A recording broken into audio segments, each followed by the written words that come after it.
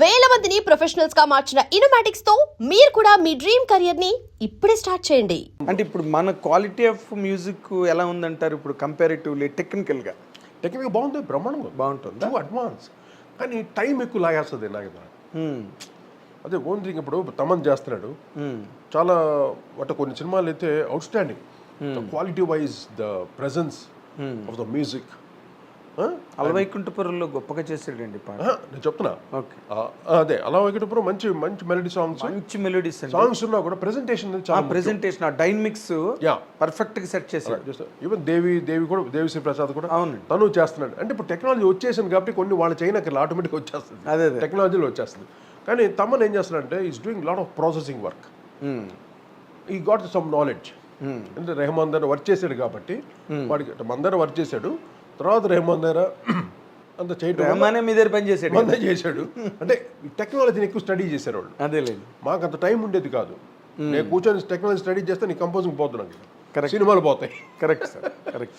అందువల్ల నేను టెక్నాలజీ మీద నాకున్న పరిధిలో నాకు ఒక నాలెడ్జ్ ఉంది, దాంతో వాడేవాడిని కంప్లీట్గా. నేను ఉన్నప్పుడు కూడా ఎన్ని వచ్చినాయి, ఏది లాజిక్ ఉంది, ప్రోటూల్స్ ఉంది, దాంట్లో వర్క్ చేశాను కంప్లీట్గా. తర్వాత అవును మీ టైంకి వచ్చేసి ఇప్పుడు రెహమాన్ అప్పుడు అక్కడ వర్క్ చేసేవాడు. అలా చేసాము. ఆ టెక్నాలజీ బాగా మాకు అర్థమైపోయింది. ఎంతైనా హోల్ మ్యూజిక్ నా చేతిలో ఉండేది, మా గ్రిప్ ఓపెన్, ధైర్యంగా ఎవరు ఏం చేసినా ఎవ్రీ నోట్ ఎవ్రీ రిథంలో ఒక కిచికి బుచ్చికి అన్నా కూడా నేను చెప్పిందే ఉండాలి అక్కడ. అంత డీటెయిల్గా వర్క్ చేసాం నేను రాజు. కానీ తర్వాత నేను రాజు వర్క్ చేసిన తర్వాత కోటి నాకు అలవాటు అయిపోయింది మ్యూజిక్. ప్రతి పాటని అంత పగడ్బందీగా చేసేవాడు. ఇప్పుడు జనరల్గా ఏంటంటే కొంతమంది కంపోజ్ చేసి కీబోర్డ్ ప్లేయర్కి ఇచ్చేస్తారు. అవునండి, అదొక ప్యాటర్న్. అంటే మ్యాక్సిమం ప్రాక్టీస్ అదే, అందరూ అలాగే చేస్తారు keyboard player.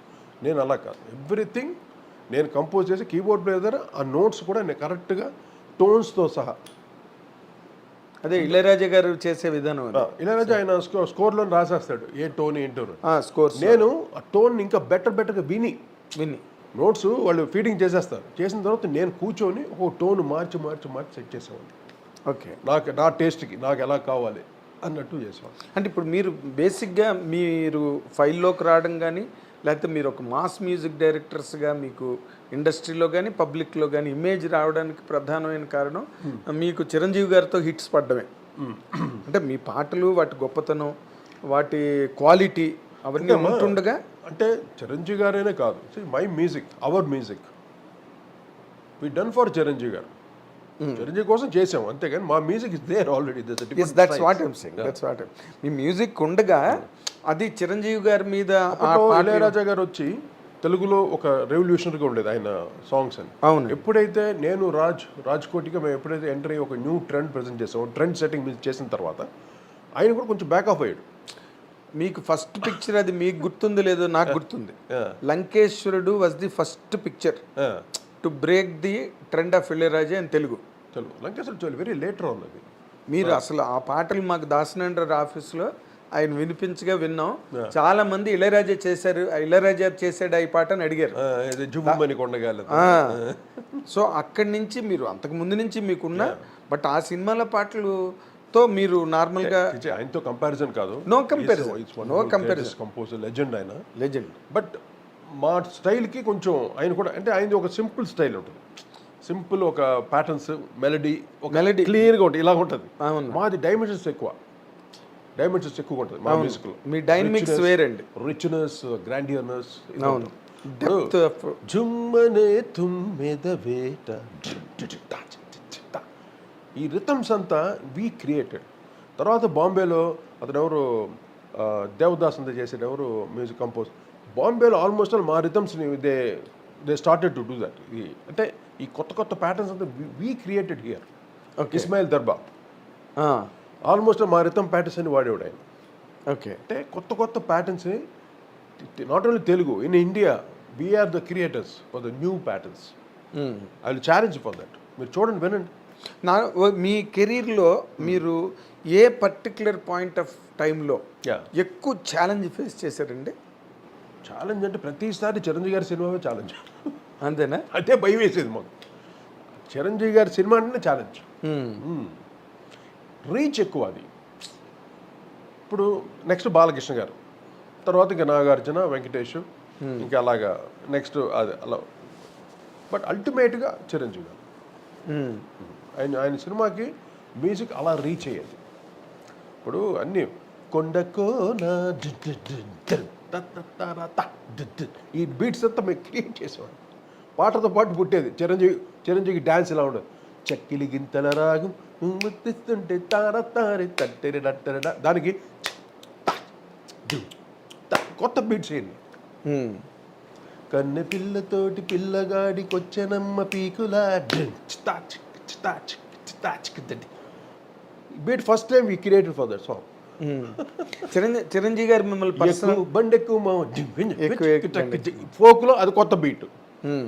All the beats we are created.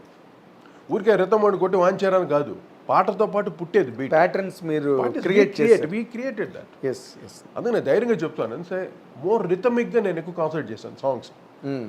Of course melodies అందరూ చేస్తారు మహానుభావులు. అవునండి. అంటే వాళ్ళకన్నా మించిన మెలడీ మనం ఎక్కడ చేయగలం. Yes yes. పైగా మీరు వాసురావు గారిని మీ కళ్ళు ఎదురుగుండా చూశారు. ఆయన కొంచెం మెలోడీని ఫాలో అవుతుంటే కొంచెం అతను స్లైడ్ అయ్యారు. అంటే అది కమర్షియల్ ట్రెండ్ ఇది. ఎస్. ఇక్కడెక్కడ డ్రాప్ అవ్వకూడదు. మెలడీ ఉండాలి. ఇప్పుడు ఈ రోజుకి నాకు అమెరికాలో నేను షోస్ చేస్తాను, రెగ్యులర్గా పిలుస్తారు నన్ను. ఎందుకంటే ఆ పాటలు ఇక్కడ దిగిపోయినాయి అన్ని. Why? The beat, the electronic, the orchestration, popular music, the melody.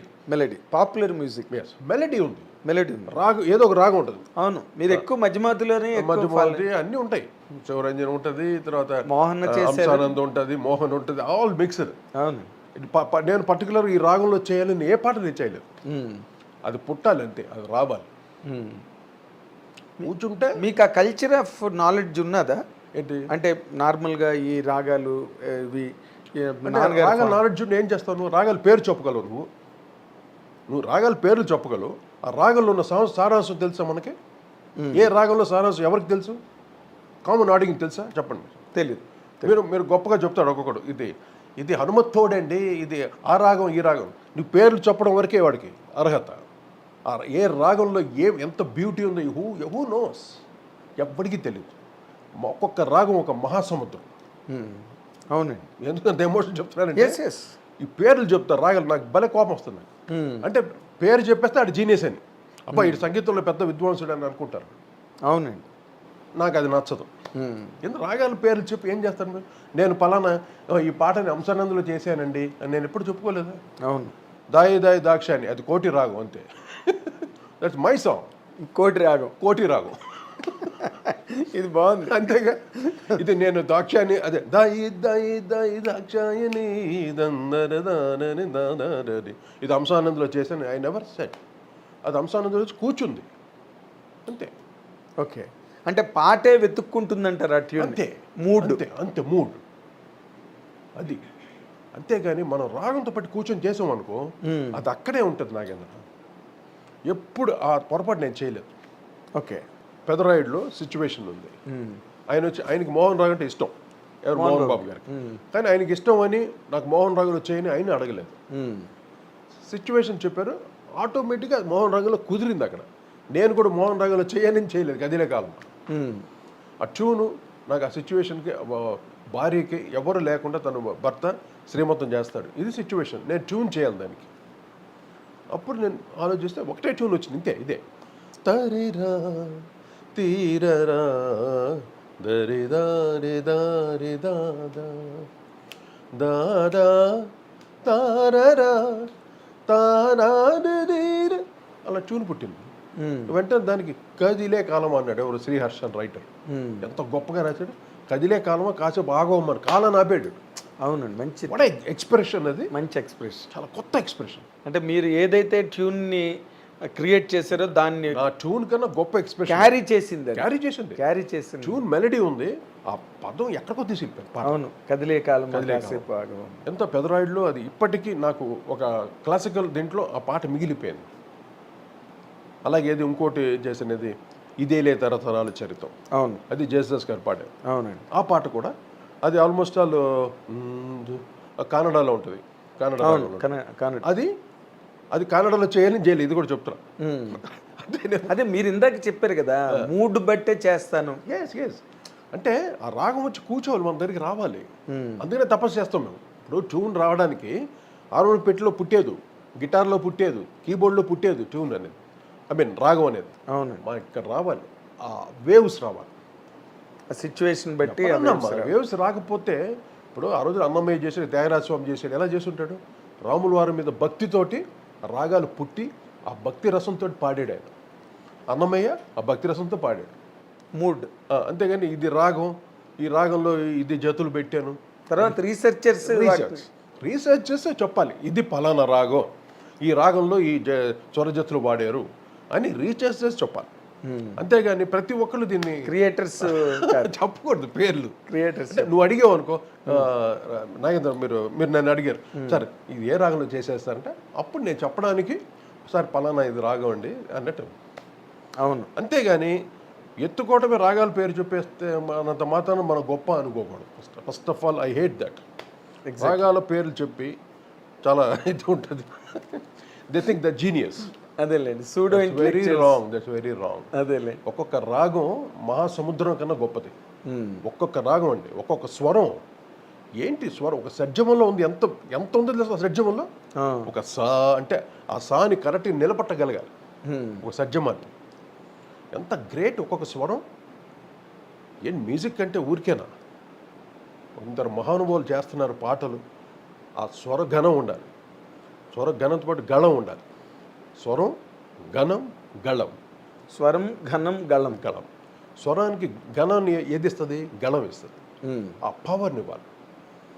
అది హిందుస్థానీ మ్యూజిక్లో ఎక్కువగా ఉంది. మీరు హిందీ పాటలో చూడండి, ఒక్కొక్క స్వరం ఏం లతా మంగేష్కర్ పాడినా, మహమ్మద్ రఫీ గారు పాడినా, కిషోర్ పాడినా, మన్నాడే పాడినా, చెంచల్ పాడినా, ఎవరు పాడినా స్వరం పంచి పవర్ఫుల్గా ఉంటుంది. మనం కొంతమంది పాడేది వేగ్, అలా కొంచెం లైటర్గా ఇచ్చి అలా వదిలేస్తారు స్వరం. ప్రతి స్వరాన్ని హార్మోనియం వాయిస్తే ఎంత పవర్గా వస్తుంది ఒక స్వరం, అంత పవర్ఫుల్గా పలకాలి వాయిస్ అంటే. అది సుశీల్ గారు పరికేవారు, ఘంటసాల గారు పరికేవారు, ఆఫ్ కోర్స్ బాలసుబ్రహ్మణ్యం. ఇంకెవరికి లేదు ఆ నాలెడ్జ్. అందుకనే హార్మోనియంతో వాయించి. మీరు నాతో ఒకసారి అన్నారు, And for more videos, please subscribe to iDream. Please subscribe to iDream. Please subscribe iDream. And please subscribe to iDream. For more videos, subscribe to iDream. please like, share and subscribe to the channel. Congratulations, iDream.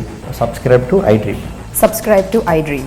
So subscribe to iDream Media. iDream ki iDream team andarki huge congratulations. Please subscribe iDream Media. Please subscribe to iDream. Subscribe iDream. Please subscribe to iDream. iDream అంటే నా కళల ఛానల్ను subscribe చేసుకున్నారు, నోరు తిరుగుతలేదు. మీరైతే గంట గుర్తు కొట్టండి. For more such videos, please subscribe to iDream. Subscribe to iDream. Please subscribe to iDream. Please subscribe iDream Media. Please do subscribe to iDream. Please subscribe to iDream Media. For best entertainment and information, please subscribe iDream. And don't forget to subscribe to iDream.